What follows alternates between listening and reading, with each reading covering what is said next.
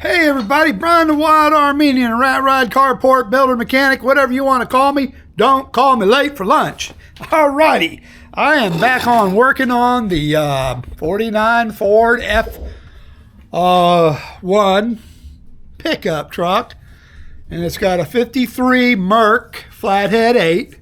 Not the last year of the productions of the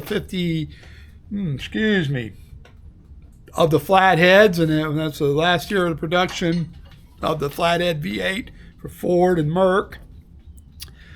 And it's been running good. I mean, the only problem I have, it's typical Flathead. They run a little warm. I don't like engines that run warm. I like engines that run cool, especially living here in Florida. But the temperatures I'm running in this Flathead are typical, and it's right with, we got a 95 degree ambient day or a 98. We haven't been in the hundreds here, but I mean, even 88 humidity. This thing will run 195 degrees, and sometimes it'll creak up in traffic about 200. 210 on the left side, but it goes back down once you start getting ram air through the carburetor. the air filter, the radiator. But and then in the hot day, it'll sit here and idle after I run around, and she'll start cooling down. They'll both sides. I got dual temperature gauges, and both sides it'll go down to 185. And like I said, that's on a hot amber day, which is not bad. Now, I got to playing around with the carburetor. Let me show you what's going on here. On the Flathead 8-cylinder engines, you notice this is the driver's side, left side of the engine. You notice there's 4 plugs, of course, 4 cylinders, and there's 4 on the opposite side. And if I can get you down here to let's look at the header. And they didn't come with headers back then. This is all I'm going to get you upside down. I don't mean to ride you on a roller coaster. But hopefully you can see the headers. And you notice there's only 3 ports on the exhaust here. Okay. And the 2 center spark plugs share 1 port for the exhaust, where the front and the rear cylinder they have their own exhaust port. So I pulled these 2 plugs out, and that kind of tells me, I kind of read the engine, how it's going. I use a vacuum gauge. I'm running 18 inches of vacuum, which is good for this motor. Good tight motor. And so I pulled the 2 plugs out, and they were clean looking. And I pulled one of the front ones out. I think this one I pulled out just to look at it. I did vice versa on the other side. And it was a little dark, not great, not just tan. Let's call it tan black, if you want to call that, or tan brown. But I mean, what it's indicating that the engine's running lean. So a lean motor will typically run, I don't care what it is. It could be a Flathead, it could be a old small block Chevy. Here's a small block Chevy here. It'd be the old small block Chevy.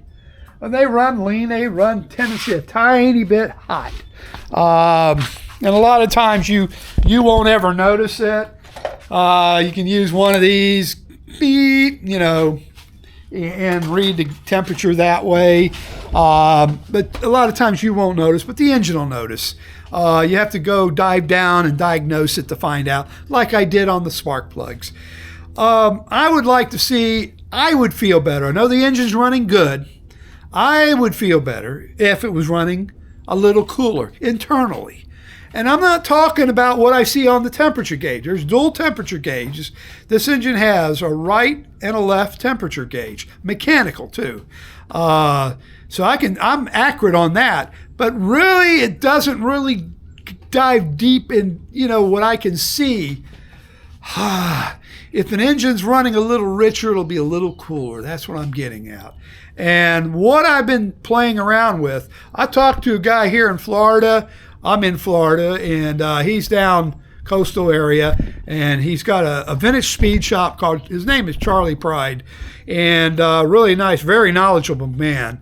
And on the description, I'm going to post his link to get a hold of him, because he's got an awesome internet store on parts. You can build the 94 carburetors. You can build one completely from the ground up. He's got all the parts.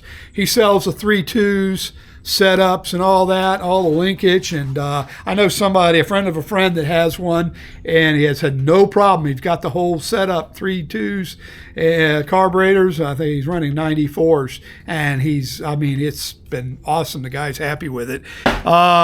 He does sell the 94 parts, and also the Strongbird.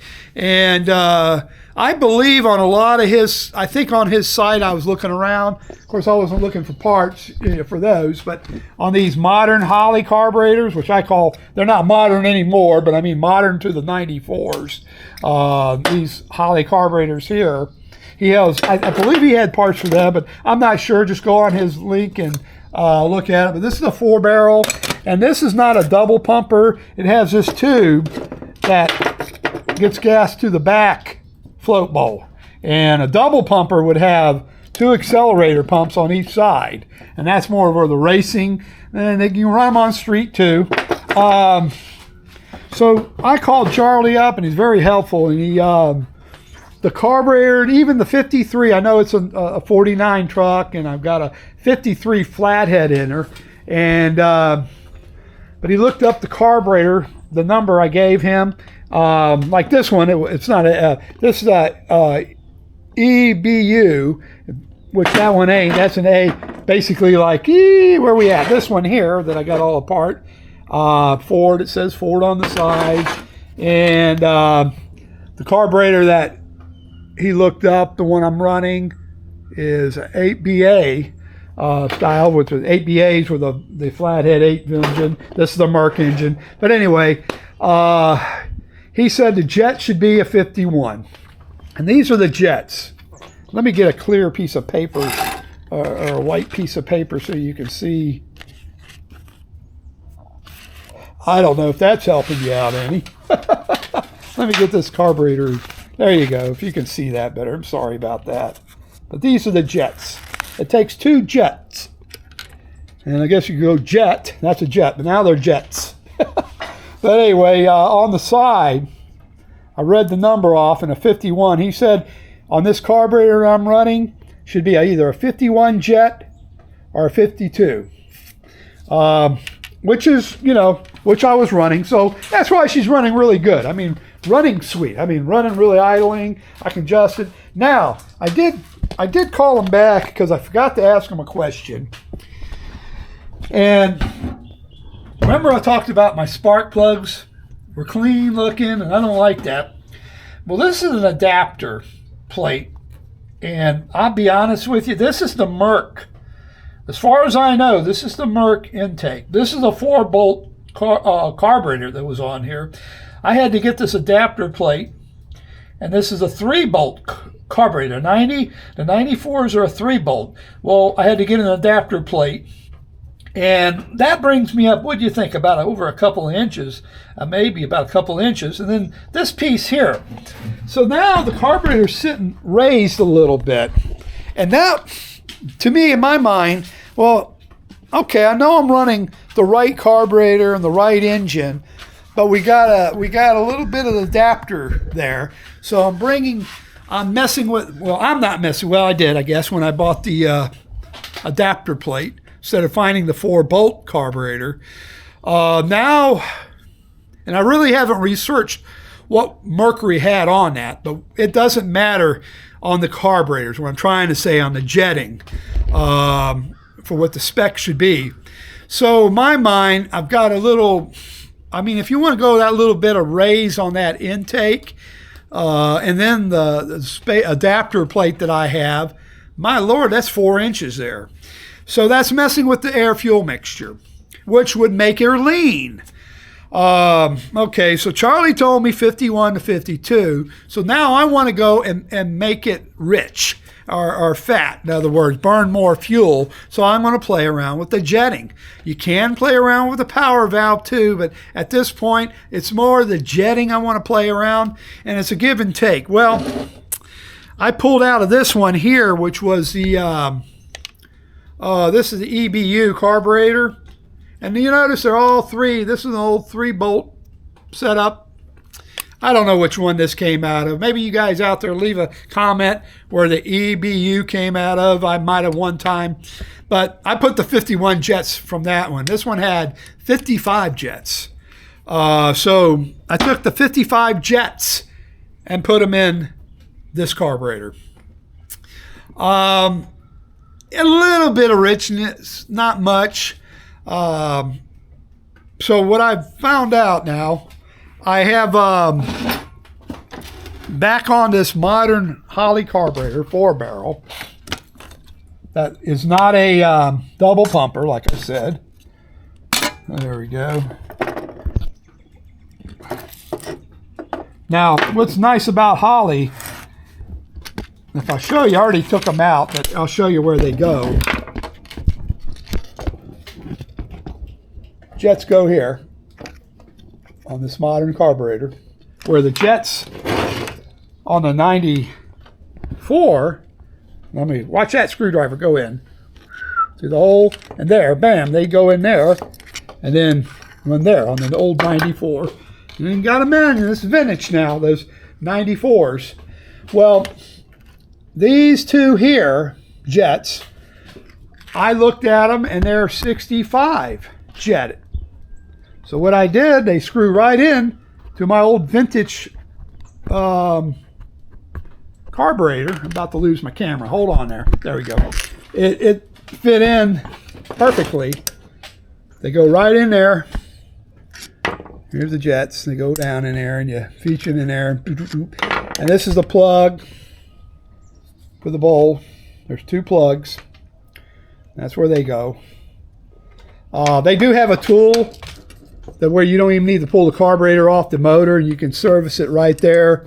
And I'm not going to do enough of them to buy the tool, and it takes me a minute to pull this carburetor off the engine. I mean, to me, it's no big deal. If I had a 3-2 setup or something like that, I would definitely do it, so I don't have to take the bowl top carburetor off and take a chance of tearing the gasket for the bowl, you know, or whatever. But so what I've got the 65s in her now, okay, in that carburetor, out of that later model Holley carburetor. And we call it later model. Well, yeah, this is old school now too, this old Holley. They still make them, they still sell them. But I mean, hell, I was a baby when they had these out back in the 60s. This carburetor's been around for a while, but compared to the 94s, they're modern, okay? And that's what I'm trying to get at. And where's this thing? Here's the float bowl, and which is a genius design. These have been very, very simple carburetors. And there's the power. There's the power valve. Where I wish I had this part where the power valve on this one is behind in here on the bottom. Which here's the back side. Let me show you. I'm going to tear my gasket. Better be careful. I don't want to tear the gasket. I can reuse that. But see, and this is the bowl and the. Oh boy, what did I do to the top of the carburetor? Here's the top of the carburetor, right here. And she goes right on top of there. You know, bam. Accelerator pump here on the side. Where on the old modern Holley, accelerator pump is right here. So, on the bottom of the bowl. And again, where the back carburetor does not have accelerator pump, it feeds through this tube, and it supplies gas, and that's basically for the secondary. So there we are. I'm going to play around with that. You know, it's just it's part of my fine tuning it. Yes, The engine's fine the way it was with the 51, 52 jets or the 51 jet. But I feel better if I richen it up. Now, the only thing that can happen is I can foul the plugs. And if the plugs foul out, well, then I'm going to have to back down, go 55. I'll have to call Charlie Pride and his speed shop or go online and see if I can get maybe try, since I tried the 55, maybe bump it up if there's such a 56 or a 58. Just do that. Just a little hit and miss type of thing. Kind of find my easy balance of what I want to do to richen this motor up, and I'll feel better. At least I'll know I got the engine the best I can get it. Like I said, it's running good now. No complaints. But I just want to make sure the engine will be efficient and last longer too.